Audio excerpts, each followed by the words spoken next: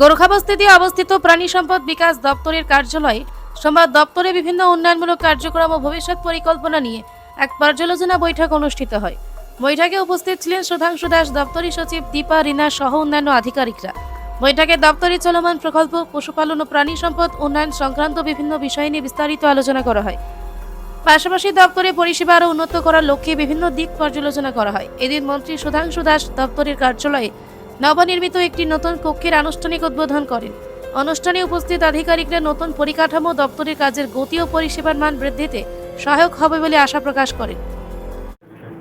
আজকে আমরা এআরডিডি ডিপার্টমেন্টের 2025 এবং 26 অর্থ বছরের আমাদের ওভারঅল ডেভেলপমেন্ট, অ্যাচিভমেন্ট, আমাদের ঘাটতি, এই সমস্ত বিষয়ের উপর আমরা আলোচনা করব।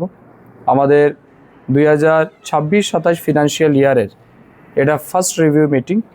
আপনারা জানেন আমরা প্রতি বছর দুইবার করে আমরা মিটিং নেই। এই মিটিংয়ের মূল উদ্দেশ্য হচ্ছে একটা ফিনান্সিয়াল ইয়ারে আমাদের ডিপার্টমেন্টের যে সমস্ত টার্গেট ছিল বা আমাদের যে সমস্ত welfare scheme, weather it is central sponsored or state funded scheme, তো এগুলিতে আমাদের অ্যাচিভমেন্ট কী হয়েছে, ইমপ্লিমেন্টেশন লেভেল আমরা কতটা করতে পেরেছি, এই বিষয়ের উপর ফার্স্ট আমরা অ্যাসেস করব, আমরা আলোচনা করব। তারপর আমাদের এই যে current financial year, that is 2026 and 27, এই অর্থ বছরে আমাদের বাজেট বরাদ্দ যেটা রয়েছে এবং সেন্ট্রাল থেকে আমরা কি ফান্ড পেয়েছি বিভিন্ন ওয়েলফেয়ার স্কিমে, আমাদের রাজ্যের কী কী স্কিম আছে, এগুলিকে কত দ্রুত মানুষের কাছে পৌঁছে দেওয়া যায়, এই বিষয়ে আমাদের একটা রোডম্যাপ তৈরি হবে, আলোচনা হবে। এটা আমাদের প্রতি বছর টার্গেট থাকে যাতে আমরা যে টাকা পাই, whether from state fund or central fund, এটা যেন আমরা প্রপারলি ইমপ্লিমেন্টেশন করতে পারি সময়ের মধ্যে, এটাই আমাদের মূল উদ্দেশ্য থাকে।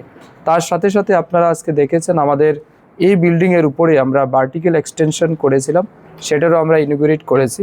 সেখানে বিভিন্ন অফিসের আমাদের যেগুলি কাজ রয়েছে এগুলিকে আমরা এক্সটেন্ডেড সেখানে করছি। ট্রান্সপের যে সমস্ত কাজ রয়েছে সেখানেও আমরা নিয়ে গেছি আমাদের কাজের সুবিধার্থে, তো সেটাও আমরা ইনগুরেশন করেছি।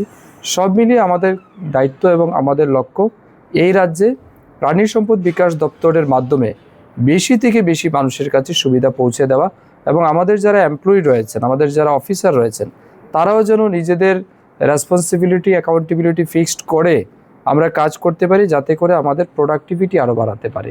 তো এই লক্ষ্যে আমাদের কাজ হচ্ছে এবং আমি বিশ্বাস করি, এবং গত বছর যদিও আমরা অ্যাসেস করব কিছুক্ষণ পরে, 2025-26 অর্থ বছরের যদি আমরা অ্যাচিভমেন্ট দেখি, আমি অলরেডি দেখেছি বা কথা হয়েছে, আমরা কিন্তু অলমোস্ট গর্ব করে আমি বলতে পারি 98% আমরা কিন্তু অ্যাচিভ করতে পেরেছি।